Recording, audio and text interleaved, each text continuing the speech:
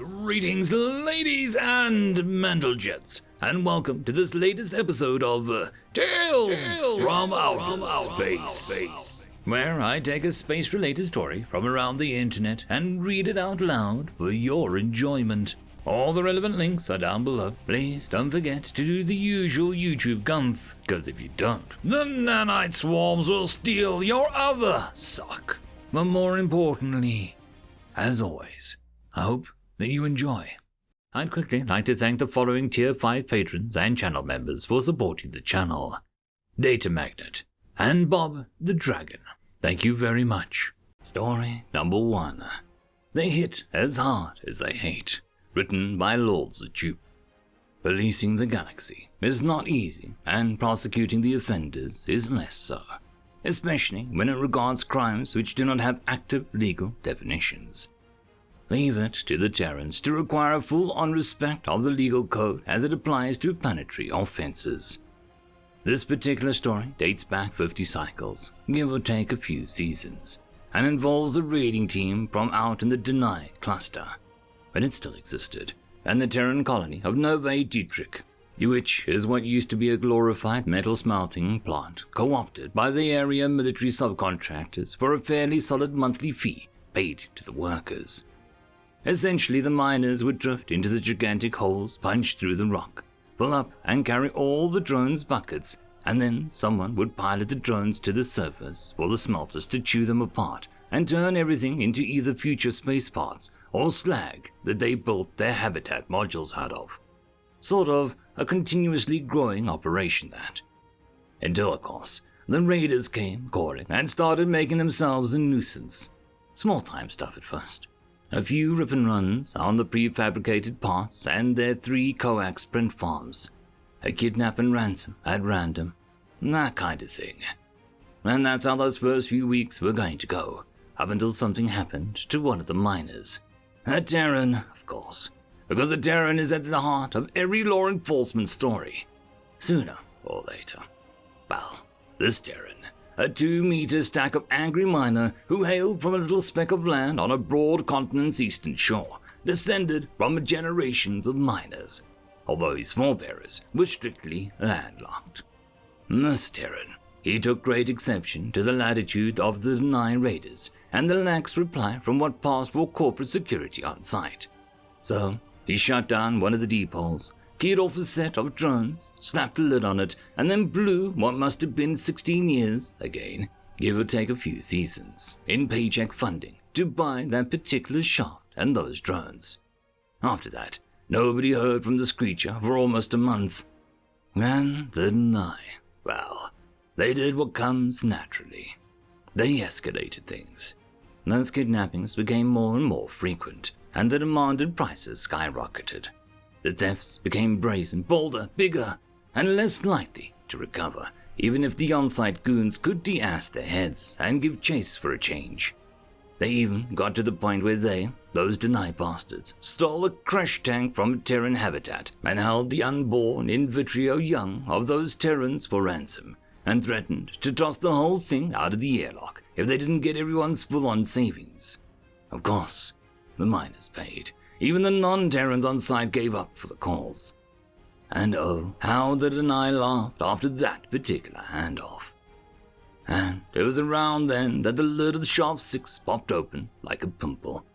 See, what we had to piece together was that miner. He wasn't just some idiot digger with a piston drill and some laser feed. Not at all.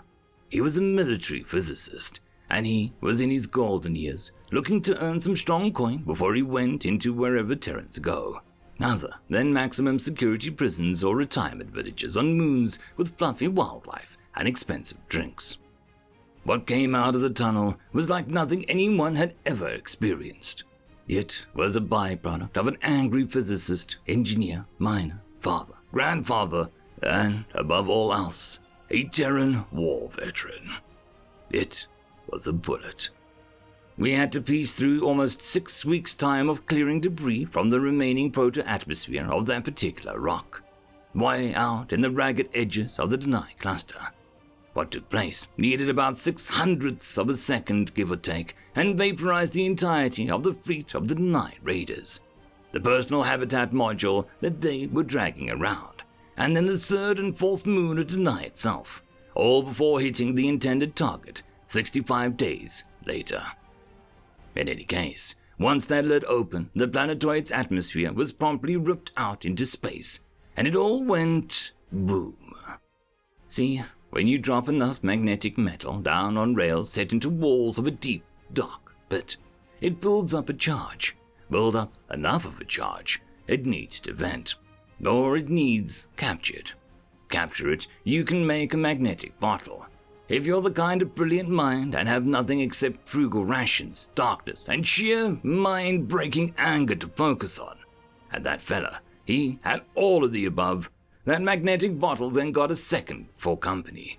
That second, a third, and so on and so forth, until there was stored energy enough to accelerate the barely functional elevator at the bottom all the way to the top. And right smack dab into the middle of it, there was a tungsten-encased foundry cauldron, and we speculate that it was filled with a second, smaller one. And that one was filled with what we are, at that point, just wildly guessing was a homemade nuclear weapon. That, or something else, was able to punch a still-existing hole through the fourth moon, detonate the third into cosmic vapor, and then airburst the second largest city in the surface of Deny. It's estimated that the Deny, given a few dozen years, may eventually relearn how to farm on an industrial scale, and are making exceptional progress at domesticating wildlife. That Terran hated those Deny so hard he blew up 2 planetary bodies, crippling the mining facility he lived on, and then hurled the culture's knowledge back over 5,000 years. 50 cycles later, and we still haven't got the slightest clue as to why he did any of it. So, a word of advice. I know that you're new here in this particular prison, so I'd be advised. Maybe go pick on someone else today, and get back to drilling your own hole. This asteroid ain't mining itself.